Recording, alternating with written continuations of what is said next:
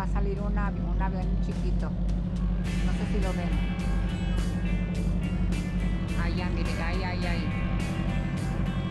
Va a salir apenas. Y allá viene el Amtrak. Miren, allá va a pasar el Amtrak. Allá va.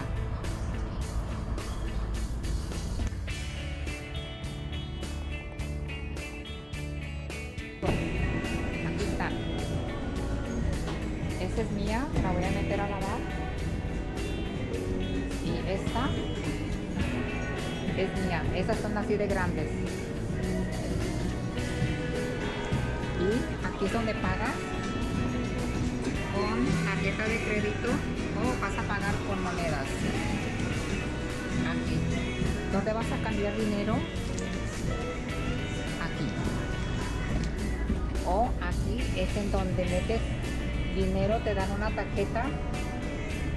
No sé, y aquí entras tu tarjeta de crédito, la pasas, pagas y te dan una tarjeta como esta. Como esta. Entonces esta ya te quedas con ella y tú nomás llegas, no tiene fondos, le metes y le pones tarjeta y sacas. Pero yo prefiero meter coins. Ok, aquí puedes meter $10, $20 y te da las coras.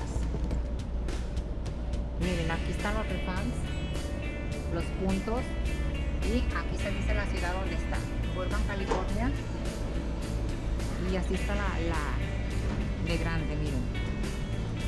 Entonces en verano, cuando está caliente, cierran esas puertas y prenden los aires acondicionados. Allá hay ventiladores, miren.